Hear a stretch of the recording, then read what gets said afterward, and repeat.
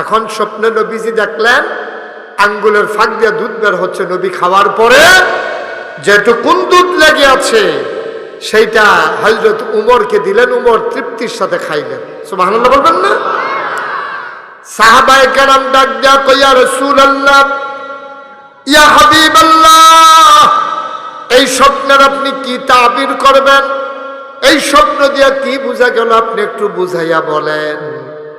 আল্লাহর নবী কয়, এই স্বপ্নের তাবির হলো আল্লাহ রাব্বুল আলামিন দুধের নাম করে আমাকে অনেক জ্ঞান আমার ভেতরে ঢেলে দিয়েছে। দুধের মতো করে আমার মাঝে অনেক জ্ঞান তিনি ঢেলে দিয়েছেন। কয় যে ওই যে উমর যে খাইলো আঙ্গুলেরটা, এটা কি? কয় হযরত উমর হচ্ছে আমি পান করার পরে যেই দুধটা লেগেছিল এটা উমর খাইলেন। মানে হইল আমার জ্ঞান আল্লাহ যা দান করেছেন তার একটা অংশ হযরত উমরকেও আল্লাহ পান করিয়েছে। এজন্য হযরত উমরের পক্ষে নবীজি কয় একরকম, উমর কয় আরেক রকম। এইরকম উমরের পক্ষে 22টা আয়াত কোরআনুল কারীমে নাযিল হয়েছে। সুবহানাল্লাহ বলবেন না? উমরের এত জ্ঞান আল্লাহ দান করেছিলেন।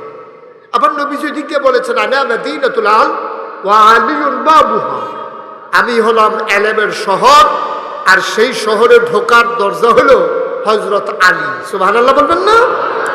সামান্য একটু জ্ঞানের ভিতরে হযরত উমরকে এই জ্ঞান দেওয়ার কারণে রেজাল্টটা কি দাঁড়ালো? হযরত উমর রাদিয়াল্লাহু তাআলা আনহুর পক্ষে কোরআন শরীফে 22টা আয়াত নাজিল হয়ে গেল। উমর যেই মত দিয়েছেন এই পক্ষে আল্লাহ মত দিয়েছেন। সুবহানাল্লাহ বলবেন না? এটা বিরাট বড় মুসলমান, জয়পুরের মুসলমান, কলিজার টুকরা যুবক, মন দিয়ে শোনো। আমাদের আল্লাহ সামান্য জ্ঞান দিলেন, এই জ্ঞানটাকে কাজে লাগাইতে হবে ইসলামের বিপক্ষে না পক্ষে। এই জ্ঞানটা কাজে লাগাইতে হবে ইসলামের পক্ষে। আর আমরা দেশ এই জ্ঞান কাজে লাগায় ইসলামের বিপক্ষে। ঠিক কিনা কন? যারে কুদুর বুদ্ধি হইছে তারারে বাংলাদেশে বুদ্ধিজীবী কয়। আর এই বুদ্ধিজীবী যারা দেখবেন অধিকাংশ বুদ্ধিজীবী এটি হলো অধিকাংশ নাস্তিক। ঠিক কিনা কন? ভালো বুদ্ধিজীবী যে নাই তা না, ওলামায়ে কেরাম হলো সবচেয়ে বড় বুদ্ধিজীবী। কারণ ওলামায়ে কেরামের ব্যাপারে নবীজি বলেছেন, আল উলামা ওয়ারাসাতুল আম্বিয়া, ওলামায়ে কেরাম হলো নবীর ওয়ারিস। সুবহানাল্লাহ বলবেন না? ওয়ারিস মানে কি? টাকা পয়সার ওয়ারিস না, জায়গা জমির ওয়ারিস না। নবীজি আইন দিয়ে গেছেন, ইসলাম দিয়ে গেছেন।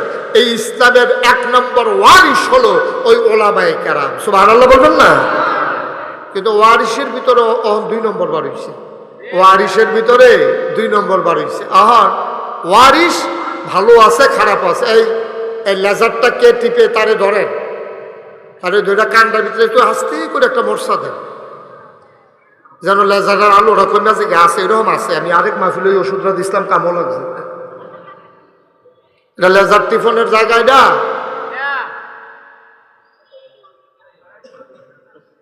আমিন কন, জোরে কন আমিন। এখনো জায়গা পেছনে আছে, তারপরে লোক দাঁড়াই থাকবো। বনের জায়গাও আছে, পেছনে বিছানা নাই নাই কি তা করতো? সামনের দিকে একটু চাইপা বলে জায়গাটা হইয়া যাবে। এখন সামনে আসেন, যাদের সামনে ফাঁকা জায়গা আছে একটু আগেন, ফাঁকে ফাঁকে আপনারা ঢুকেন, ফাঁকে ফাঁকে ঢুকেন।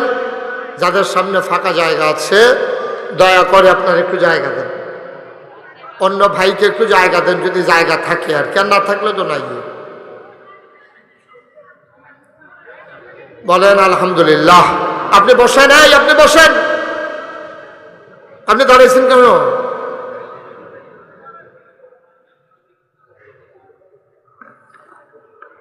জি পড়েন আলহামদুলিল্লাহ। তো যেই কথাটা বলতেছিলাম, এই হযরত উমরকে আল্লাহ সামান্য একটু জ্ঞান দিয়েছেন। এই জ্ঞানের পরেই হযরত উমরের পক্ষে 22 জায়গায় কোরআনুল কারিমে আয়াত নাজিল হয়েছে। সুবহানাল্লাহ বলবেন না? আল্লাহ তাকে যেমন জ্ঞান দিয়েছেন তেমন দিনদারি দিয়েছেন। তাইলে আল্লাহ যাদেরকে একটু বুদ্ধিমান বানাইছে, আমাদের ভিতরেও যারা একটু বুদ্ধিমান তারা এই জ্ঞানটাকে কাজে লাগাবেন ইসলামের পক্ষে। এটা যেন ইসলামের বিপক্ষে চলে না যায়। আমাদের দেশে একটু জ্ঞান থাকলে, একটু বুদ্ধি থাকলে, কয়টা টেহা হইলে, কুদুর ক্ষমতা থাকলে এই দ্বারে ব্যবহার করে ইসলামের বিপক্ষে। ঠিক কিনা কন? আর আমি তো সবসময় বলি যে 3 কারণে আমাদের দেশের মানুষ অহংকার করে। কয় কারণে? কথা কয় না, আওয়াজ না দিলে তো ওয়াজ হবে না। আপনারা কি নতুন আইছেন? কয় কারণে? 3 কারণে মানুষ অহংকার করে। একটা নাম হলো ধন, এরপরে হইলো জন, এরপরে হইলো ক্ষমতা। ঠিক কিনা কন?